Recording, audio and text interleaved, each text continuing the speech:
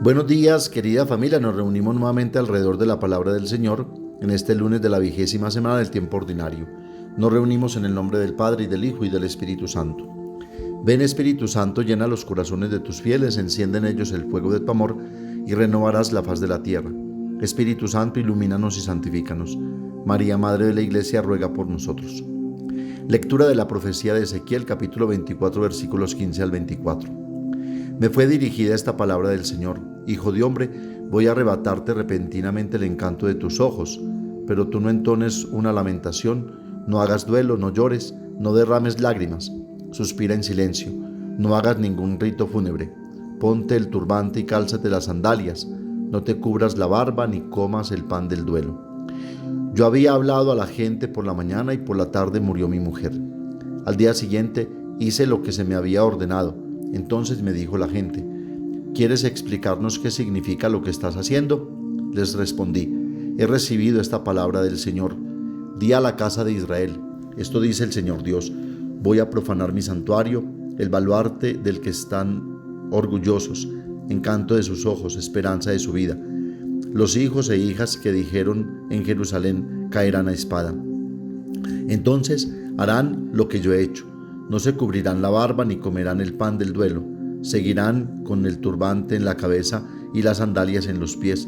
No entonarán una lamentación ni llorarán. Se consumirán por sus culpas y gemirán unos con otros. Ezequiel les servirá de señal. Harán lo mismo que él ha hecho. Y cuando suceda, comprenderán que yo soy el Señor Dios. Palabra de Dios. Salmo tomado del Deuteronomio 32. Despreciaste al Dios que te engendró. Despreciaste a la roca que te engendró y olvidaste al Dios que te dio a luz. Lo vio el Señor e irritado rechazó a sus hijos e hijas. Y dijo: les ocultaré mi rostro y veré cuál es su suerte, porque son una generación pervertida, unos hijos desleales. Me han dado celos con un Dios que no es Dios. Me han irritado con sus ídolos vacíos, pues yo les daré celos con un pueblo que no es pueblo, con una nación insensata los irritaré. Lectura del Santo Evangelio según San Mateo, capítulo 19, versículos 16 al 22. En aquel tiempo se acercó uno a Jesús y le preguntó: Maestro, ¿qué tengo que hacer de bueno para obtener la vida eterna? Jesús le contestó: ¿por qué me preguntas qué es bueno? Uno solo es bueno. Mira, si quieres entrar en la vida, guarda los mandamientos. Él le preguntó: ¿cuáles? Jesús le contestó: no matarás, no cometerás adulterio, no robarás, no darás falso testimonio, honra a tu padre y a tu madre, y ama a tu prójimo como a ti mismo. El joven le dijo: todo eso lo he cumplido, ¿qué me falta? Jesús le contestó: si quieres ser perfecto, anda, vende tus bienes, da el dinero a los pobres, así tendrás un tesoro en el cielo, y luego ven y sígueme. Al oír esto, el joven se fue triste porque era muy rico. Palabra del Señor. El episodio narrado en este pasaje del Evangelio según Mateo, presente en todos los sinópticos, Marcos 10, 17, 20, Lucas 18, 18, 23, intenta dar respuesta a las siguientes preguntas: ¿cómo ser verdaderos discípulos? ¿Qué obstáculos podemos encontrar? Para los fariseos, la vida eterna era la recompensa por haber hecho el bien, y en particular por haber observado la ley. Salmo 35, 13, 14. Tal vez este hombre o joven sería un fariseo o hijo de fariseo. Para Jesús, la vida eterna es la gratuidad y lo insospechado del amor de Dios que siempre está aconteciendo en la vida del hombre y del mundo.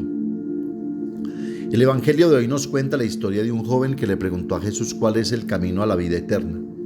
Jesús le muestra el camino del cumplimiento de los mandamientos, especialmente los que tienen que ver con el comportamiento respecto a los hermanos, para la construcción de nuevas relaciones y de maneras de ser hermanos, y el camino de la pobreza, que no es únicamente la pobreza material, sino la pobreza del espíritu, que ayuda a encontrar el verdadero sentido del existir, como dice Jesús, el que nos hace verdaderamente perfectos.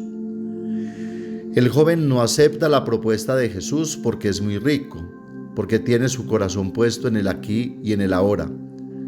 Una persona rica está protegida por la seguridad de la riqueza que posee.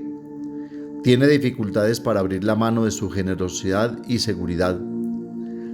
Atraída por las ventajas de sus posesiones, vive preocupada por el defender sus intereses. Un pobre no tiene esta preocupación, pues al menos teóricamente. Su preocupación es depender de Dios, al cual implora día y noche. Pero hay pobres con mentalidad de ricos, por supuesto, como hay ricos con espíritu de pobres que solo piensan en los demás y ponen al servicio de los demás sus riquezas. Yo he sido testigo de eso en primera persona y nunca olvido a quienes fueron mis benefactores en el seminario y lo son todavía hoy, y oro por ellos, muchos ya en la eternidad junto a Dios y otros aquí sirviendo al Evangelio y a las comunidades. Dios los bendiga y un gracias infinito y eterno. Muchas veces el deseo de riqueza crea en los ricos una gran dependencia y convierte a los pobres en esclavos del consumismo, pues buscan riquezas en todas partes. Ya no tiene tiempo para dedicarse a servir a los demás. Tratemos entonces de decodificar este evangelio y profundizarlo. Los mandamientos y la vida eterna. Uno se acerca a Jesús y le pregunta: Maestro, ¿qué tengo que hacer de bueno para obtener la vida eterna? Algunos manuscritos dicen que se trata de un hombre joven. Jesús responde bruscamente: ¿Por qué me preguntas qué es bueno? Solo uno es bueno. Luego responde a la pregunta y dice: Si quieres entrar en la vida, guarda los mandamientos. El joven reacciona y pregunta: ¿Qué mandamientos?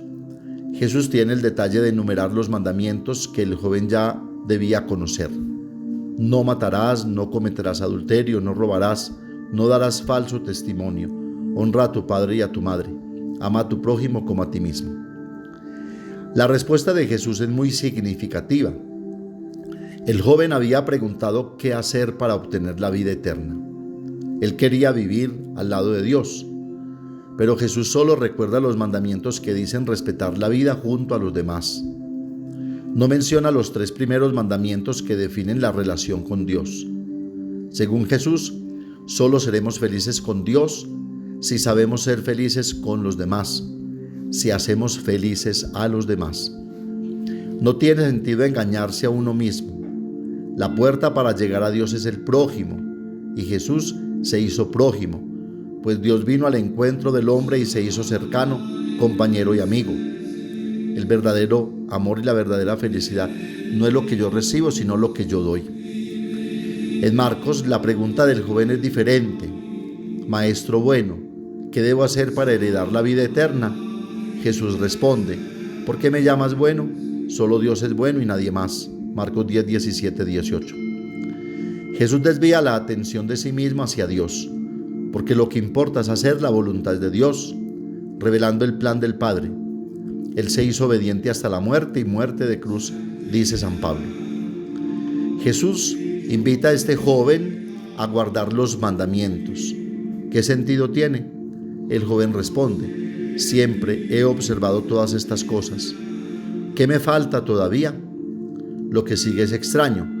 El joven quiso conocer el camino que lleva a la vida eterna. Ahora, el camino hacia la vida eterna fue y sigue siendo hacer la voluntad de Dios expresada en los mandamientos. En otras palabras, el joven observó los mandamientos sin saber para qué servían. Si lo hubiera sabido, no habría hecho la pregunta. Es como muchos católicos que no saben por qué son católicos.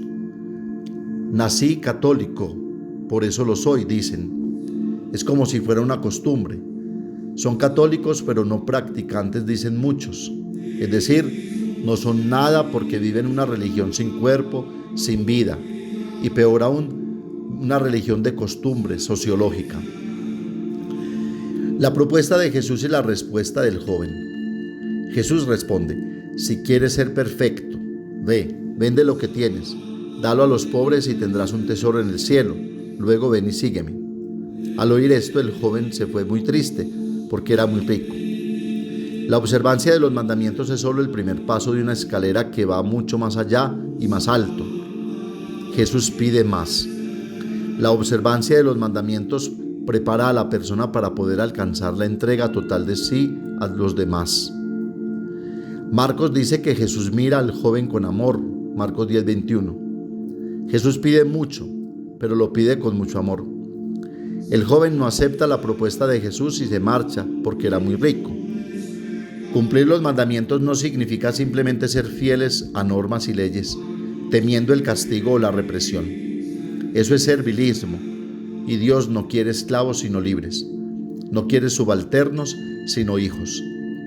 Dios quiere un amor y una respuesta libre e incondicional, porque su amor es incondicional y no lo pone a depender de nuestros actos y cumplimientos. El joven pregunta por otra cosa más que tenga que hacer, y Jesús quiere responder que no hay necesidad de hacer algo más fuera de lo que ya está haciendo. Con eso es suficiente. Le quiere enseñar que solo hay que vivir dando gracias a Dios y sirviendo a los hermanos con todo lo que se ha recibido de Dios gratuitamente. Jesús y la opción por los pobres. Una doble esclavitud marcaba la situación del pueblo en tiempos de Jesús. La esclavitud de la política de Herodes, apoyada por el Imperio Romano y mantenida por un sistema bien organizado de explotación y represión, y la esclavitud de la religión oficial, mantenida por la autoridad religiosa de la época, los fariseos. Por ello el clan, la familia, la comunidad se fueron disgregando y gran parte del pueblo quedó excluido, marginado, sin hogar, religión y sociedad, como tristemente lo estamos viviendo hoy. Por eso hubo diversos movimientos que, como Jesús, intentaron rehacer la vida en las comunidades, los esenios, los fariseos y más tarde los celotes. Pero en la comunidad de Jesús había algo nuevo que le diferenciaba de otros grupos. Fue la actitud hacia los pobres y los excluidos. Las comunidades de los fariseos vivían separadas. De hecho, la palabra fariseo significa separado. Vivían separados de la gente impura. Algunos fariseos consideraban a las personas ignorantes y malditas, en pecado. No aprendieron nada de la gente. Jesús y su comunidad, por el contrario, vivieron entre personas excluidas, consideradas impuras, recaudadores de impuestos, pecadores, prostitutas, leprosos, etc. Jesús reconoce la riqueza y el valor que poseen los pobres. Los proclama bienaventurados porque de ellos es el reino de los cielos. Con ello Jesús no está canonizando la pobreza material, ni más faltaba. Define así su misión: anunciar la buena nueva a los pobres, porque este es el proyecto de Dios. Él mismo vive como un hombre pobre, no tiene nada propio, ni siquiera una piedra donde reclinar su cabeza. Y a quienes quieran seguirlo para vivir como Él, les ordena elegir o Dios o el dinero. Orden para elegir a los pobres, como le propuso al joven rico. Esta manera diferente de acoger a los pobres y convivir con ellos es una demostración del reino de Dios. Aprendamos también nosotros esta lección. Seremos cumplidores de los mandamientos si tenemos el corazón puesto en Dios y en el hermano.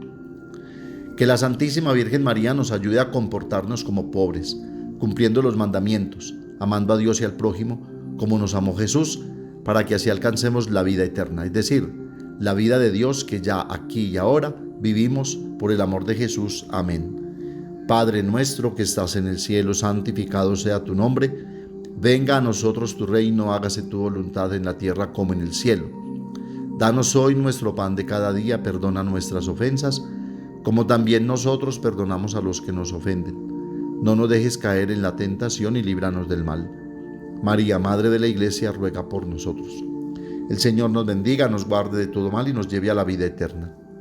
El Señor esté con ustedes, y la bendición de Dios Todopoderoso, Padre, Hijo y Espíritu Santo, descienda sobre ustedes y los acompañe siempre. Que tengan un feliz día y recuerden que los padres de la parroquia los queremos mucho.